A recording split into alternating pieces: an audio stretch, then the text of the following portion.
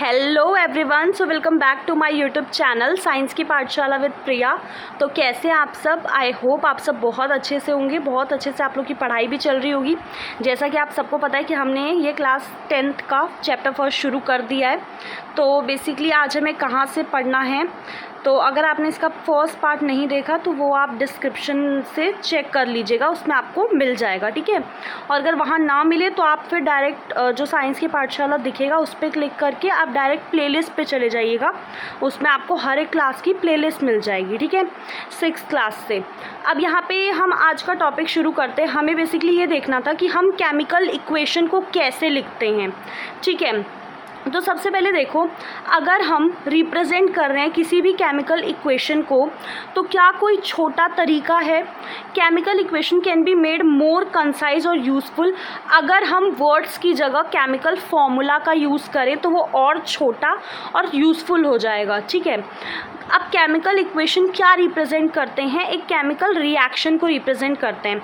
जैसे अगर आपको याद आए कि इससे पहले वाला जो लेक्चर था उसमें हमने क्या ये इक्वेशन देखी थी, ये हमने बेसिकली वर्ड में लिखा है कि मैग्नीशियम को जब हमने ऑक्सीजन के साथ रिएक्ट करवाया तो वो मैग्नीशियम ऑक्साइड बना, जो कि हमें प्रोडक्ट मिला।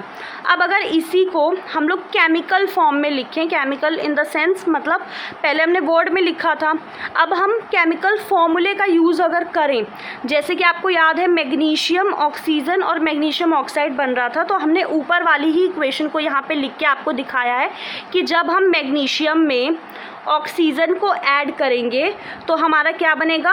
मैग्नीशियम ऑक्साइड बनेगा, ठीक है। Count and compare. अब आपको करना क्या होता है, देखो आपको ना दोनों साइड, जैसे अगर इसको हम लेफ़्ट हैंड साइड बोलें, इसको राइट हैंड साइड बोलें, ठीक है, तो आपको दोनों साइड क्या करना है? काउंट करना है और कंपेयर करना है कि कितने नंबर ऑफ़ एटम हैं लेफ़्ट हैंड साइड और राइट हैंड साइड पे। अगर जो नंबर ऑफ़ एटम हैं हर एलिमेंट में वो सेम है, ठीक है, इफ़ येस तो इक्वेशन आपकी बैलेंस्ड है। बैलेंस कोई चीज़ कब होती है? जब दोनों तरफ बिल्कुल इक्वालिटी होती है, सेम होता है, तो हम उसे क्या बोलते हैं कि ये इक्वेशन बैलेंस्ड है। और अगर नहीं होती, मतलब अगर अनबैलेंस्ड होती है, तो ऐसे केस में आपको क्या करना होता है? दोनों साइड का आपको इक्वल करना होता है, because the mass is not the same on both side of the equation. और ऐसे केमिकल इक्वेशन को हम लोग क्या बोलते हैं? Is a skeletal chemical equation for a reaction, ठीक है। अब जो equation 1.2 is a skeletal chemical equation for the reaction, मतलब ये जो आपको दिख रहा है ना यहाँ पे, अब आप एक बार इसको, ये जो आपको दिख रहा है 1.2 वाला, ये कैसी रिएक्शन है? ये आपकी स्केलेटल केमिकल रिएक्शन है, ये बैलेंस नहीं है, क्योंकि इसमें अगर आप देखेंगे तो ऑक्सीजन को अगर देखें तो ऑक्सीजन कितने हैं? 2, लेकिन अगर यहाँ पे देखेंगे तो यहाँ पे तो हमने ऑक्सीजन को 1 कर दिया है। अगर इसको आप बैलेंस करना चाहें तो कैसे बैलेंस करेंगे? आप सोचेंगे चलो इधर 2 लगा देंगे अगर, तो यहाँ पे ऑक्सीजन को के पास तो 2 हो गए, लेकिन अब आपको ध्यान देना होगा कि आपको यहाँ पे Mg पे भी 2 लगाना पड़ेगा, ताकि Mg भी बैलेंस हो जाए, ऑक्सीजन भी बैलेंस हो जाए, ठीक है। अब हम आ जाते हैं बैलेंस्ड केमिकल इक्वेशन। अब कैसे हमें बैलेंस करना है हम सब कुछ सीखेंगे धीरे धीरे। अब देखो, आपको law of conservation of mass याद होगा, जो आपने क्लास 9th में मैंने ये वाला करवा दिया था कि मास को कभी भी क्रिएट नहीं किया जा सकता, कभी ख़त्म नहीं किया जा सकता, ठीक है। That is the total mass of element जो भी किसी केमिकल रिएक्शन में प्रेजेंट है in the product of chemical reaction, वो आपका इक्वल होना चाहिए जो आपके रिएक्टेंट के मास से, ठीक है। मतलब आपको पता है कि एक तरफ हम रिएक्टेंट लिखते हैं और रिएक्टेंट आपस में मिक्स होकर प्रोडक्ट बनते हैं, तो जो रिएक्टेंट में जो भी एलिमेंट्स हैं उनका जो मास होगा, उसका जो सम है वो इक्वल होना चाहिए इनके प्रोडक्ट के, ठीक है। अब अगर दूसरे शब्दों में बोलें तो जो नंबर ऑफ़ एटम्स हैं हर एलिमेंट में वो सेम होने चाहिए बिफोर, मतलब केमिकल रिएक्शन से पहले और केमिकल रिएक्शन के बाद में वो कैसे होने चाहिए? सेम होने चाहिए। इसीलिए हमें क्या ज़रूरत पड़ती है कि हम उन्हें बैलेंस करें, ठीक है। इस the chemical equation 1.2 is balanced, let us learn about, अब हम धीरे धीरे स्टेप बाय स्टेप बैलेंसिंग के बारे में पढ़ेंगे और ये बहुत इंपॉर्टेंट है, ठीक है, क्योंकि आगे चल के आप जो भी रिएक्शंस लिखेंगे उसे आपको बैलेंस करना आना चाहिए। अब देखो सबसे पहले एक्टिविटी 1.3 में भी रिप्रेजेंटेड एज, अब यहाँ पे ध्यान से देखना, एक वर्ड इक्वेशन दी हुई है जिसमें हमने जिंक लिया है, सल्फ्यूरिक एसिड लिया है, दोनों को जब रिएक्ट करवाया है तो जिंक सल्फेट बना है और हाइड्रोजन जो गैस है या हाइड्रोजन जो है वो रिलीज़ हुआ है। अब जो ऊपर ये आपको वर्ड में लिखा हुआ दिख रहा है, अब इसी को फॉर्मूले वाइज अगर केमिकल इक्वेशन में अगर फॉर्मूला डाल के लिखेंगे तो जिंक का होता है Zn, सल्फ्यूरिक एसिड है H2SO4, तो जब इनको रिएक्ट कराया तो Zn ने SO4 से रिएक्ट करके ZnSO4 बन गया और H2 जो थी हाइड्रोजन वो आपका रिलीज़ हो गया, ठीक है। अब हमें क्या करना है, अब इस इक्वेशन को ध्यान से देखिए और दोनों साइड ऑब्जर्व करने की कोशिश कीजिए। देखिए लेफ़्ट हैंड साइड आप इसको मान लीजिए क्योंकि ये आपके लेफ़्ट हैंड साइड पड़ रहा है और इसे राइट हैंड साइड मान लीजिए, ठीक है। अब जैसे यहाँ पे इन्होंने क्या किया है, आपके कितने एलिमेंट है, जिंक है, हाइड्रोजन और आपका सल्फ़र और ऑक्सीजन, ठीक है। अब ये आपने लिख लिया चारों को। अब आपने दो कॉलम बनाए, एक तरफ आप लेफ़्ट हैंड साइड का और एक तरफ राइट हैंड साइड का लिखेंगे। इसको प्लीज़ ध्यान से देखिएगा, बहुत इंपॉर्टेंट है। अब सबसे पहले क्या करना है आपको, देखो आपको दोनों तरफ देखने कि जिंक कितने हैं, जिंक यहाँ पे भी एक दिख रहा है, यहाँ पे भी एक दिख रहा है, ठीक है, तो जिंक आपके पास एक एक है, बैलेंस्ड है। अब इसके बाद आप हाइड्रोजन को देखिए, यहाँ पे H2 है तो यहाँ पे भी H2 है, तो ये दोनों तरफ दो दो हो गए। अब उसके बाद अगर आप S को देखेंगे तो आप ध्यान से S को देखिए, S यहाँ पे आपके पास दोनों तरफ एक एक S है, ये भी बैलेंस्ड है। ऑक्सीजन को देखेंगे तो ऑक्सीजन भी आपके पास यहाँ पे O4 है, यहाँ पे भी O4 है, तो दोनों तरफ बिल्कुल बैलेंस्ड है। तो as the number of atom of each element, मतलब हर एलिमेंट में जितने भी नंबर ऑफ एटम हैं वो सेम है दोनों साइड पे, तो इसे हम क्या बोलेंगे, बैलेंस्ड केमिकल इक्वेशन, ठीक है। तो ये कैसी इक्वेशन है, बैलेंस्ड है। अब एक और ट्राई करते हैं, जैसे कि देखो इसमें आपको डायरेक्ट दिया हुआ है कि Fe को H2 के साथ रिएक्ट करवाया तो क्या बना, Fe3O4 और आपका हाइड्रोजन निकला है, ठीक है। अब स्टेप वाइज स्टेप इसको देखना कि इसको बैलेंस कैसे करेंगे, ठीक है। अब सबसे पहले स्टेप 1 देखो, आपके पास ये चीज़ें हैं। सबसे पहले आपको स्टेप वाइज बताएं कि आपको इसे बैलेंस करना है, तो फर्स्टली आपको क्या करना है, उनके अराउंड आपको बॉक्सेस बनाने के लिए बोला है, हर फॉर्मूले के around. Do not change anything inside the box while balancing the equation, ठीक है। आपको कुछ भी चेंज नहीं करना है, आपको पहला स्टेप है डब्बे में डाल देना है। उसके बाद आपको ये ऐसे कॉलम बना लीजिए, आसानी पड़ेगी आपको कि आपको क्या करना है, एलिमेंट कितने हैं वो लिख लिया, फिर left hand side right hand side कितने कितने हैं, इससे आपको ना आइडिया लगेगा कि आपको बैलेंस करना कैसे है, ठीक है। तो आपने जैसे देखो अब Fe यहाँ पर भी एक है लेकिन यहाँ पे तो 3 दिख रहे हैं, है ना। नंबर ऑफ एटम्स कितने दिख रहे हैं, Fe में 3 दिख रहे हैं, तो लेफ्ट हैंड साइड तो 1 है, राइट हैंड में 3 हो गए। अब इसके बाद H2 को देखेंगे तो दोनों तरफ 2-2 है, ये बैलेंस्ड है। ऑक्सीजन को देखेंगे तो लेफ्ट हैंड साइड में 1 है और वहीं पे आपके पास 4 आपकी राइट हैंड साइड में है, तो ये आपने लिख लिया नॉर्मली। अब आपको क्या करना है, इसको स्टेप 3 में आपको बैलेंस करना है।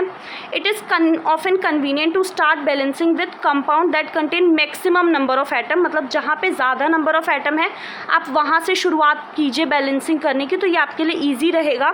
इट मे बी रिएक्टेंट या फिर प्रोडक्ट हो सकता है। In that select the element जिसके मैक्सिमम नंबर ऑफ एटम है, और यूजिंग दिस क्राइटेरिया हम सेलेक्ट कर रहे हैं Fe3O4 को, क्योंकि इसमें ज़्यादा है, आप ठीक है, ज़्यादा नंबर ऑफ एटम्स हैं और एलिमेंट ऑक्सीजन इन इट, ठीक है। अब देखो 4 ऑक्सीजन के हैं, आप अगर राइट हैंड साइड देखेंगे तो ऑक्सीजन के कितने दिख रहे हैं आपको, इस साइड 4 दिख रहे हैं ना, और वहीं पे लेफ्ट हैंड साइड देखेंगे तो सिर्फ 1 है। तो आप क्या आपके दिमाग में आएगा कि वहाँ पे हम 4 लगा सकते हैं। अब आप यहाँ पे देखिए क्या किया गया है, देखिए सबसे पहले क्या किया गया है, रिएक्टेंट में H2O पे सिर्फ आपके पास 1 है, वहीं पे आपके पास Fe3O4 में कितने हैं, 4 हैं, ठीक है। तो अब आपको क्या करना है, अगर आप बैलेंस करना चाहते हैं तो इधर तो ज़्यादा है और इधर कम है, तो आप ऑब्वियस सी बात है आप कम वाले को ही ज़्यादा करेंगे, है ना।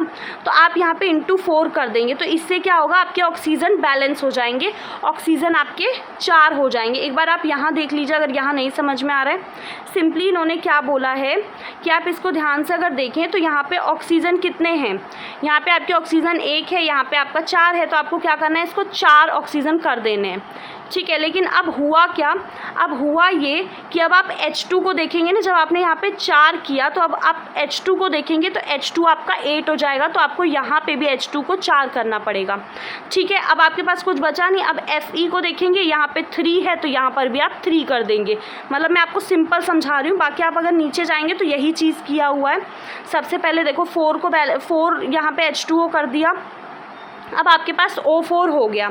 लेकिन अब आप देखिए इसमें Fe और H जो है वो स्टिल अभी भी बैलेंस नहीं हुए हैं ना, तो अब आपको क्या करना है, अब आप इधर देखेंगे तो 8 हो गए H2O में, है ना, और इधर कितने हैं, 2 हैं, तो 4 से मल्टीप्लाई कर दीजिए। वही मैंने आपको ऊपर समझाया है ना। ये चीज़ें आपको ना स्टेप वाइज थोड़ा सा कॉम्प्लिकेट करके बताया हुआ है, आपको सिंपली बैलेंस करते जाना है। ठीक है, तो अब आपकी इक्वेशन क्या हो गई, आपका ये भी बैलेंस हो गया। ठीक है, और अब आपका ये बैलेंस हो गया। अब आपका Fe और Fe3 वाला पोर्शन जो है वो रह गया है बैलेंस होना, है ना। तो अब इसमें क्या करना है, सिंपली आपको 3 से मल्टीप्लाई कर देना है। तो आपकी देखो अब ये Fe3 हो गया, ये भी Fe3 है। O को देखेंगे तो O आपका 4 हो गया, तो O 4 है। H आपका 8 है, तो यहाँ पर भी H आपका 8 है। तो ये पूरी तरीके से क्या हो गई है, इक्वेशन बैलेंस हो गई है। आई होप आपको ये बैलेंसिंग समझ में आई होगी। ठीक है, अब इसके बाद वाले अगर स्टेप्स में आप देखेंगे ना, जैसे ये स्टेप है, यहाँ पे फाइनली आपको क्या करना है, चेक करना है इसकी करेक्टनेस को, आपको काउंट करना है।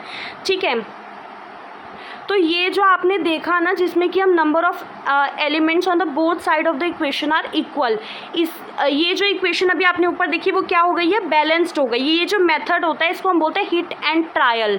मतलब जैसे ना हम क्या करते हैं, एक तुक्का टाइप बोल सकते हैं आप, कि हम अंदाज़ा लगा के मार देते हैं, मतलब हिट एंड ट्रायल मेथड होता है। ठीक है, क्योंकि इसमें हम ट्रायल करते हैं बैलेंस करने का by using smallest whole number coefficient. ठीक है, अब इसके बाद आ जाते हैं स्टेप 7 पे, जो आपका क्या बोल रहा है, writing symbols of physical state. देखो केयरफुली एग्जामिन जो हमने 1.9 वाली इक्वेशन की, ठीक है, वो बैलेंस है। Does this equation tell us anything, मतलब क्या ये इक्वेशन हमें ये बता रही है कि जो रिएक्टेंट है उसकी फिजिकल स्टेट क्या है, कोई इन्फॉर्मेशन हमें उससे नहीं मिल रही है ना।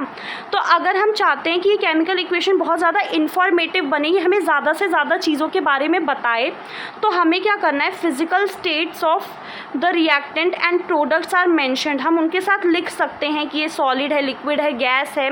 ठीक है, जैसे कि आप जो वर्ड एक्वस होता है is written if the reactant और प्रोडक्ट जो है वो एज अ सॉल्यूशन पानी में प्रेजेंट है। तो जैसे आप देखो यहाँ पर सॉलिड लगा दिया, ये गैस है, फिर ये आपका सॉलिड गैस, ऐसे करके हम इसको क्या बना सकते हैं, और ज़्यादा इन्फॉर्मेटिव बना सकते हैं, जिससे लोगों को अंदाज़ा लगे कि ये जो इक्वेशन हम देख रहे हैं ये कौन से स्टेट में है। ठीक है, नोट दैट कि जो G है इज़ यूज विद H2O, ये इंडिकेट करता है कि इन दिस रिएक्शन वाटर जो है वो आपके भाप के फॉर्म में यूज़ हुआ है, स्टीम के फॉर्म में यूज़ हुआ है।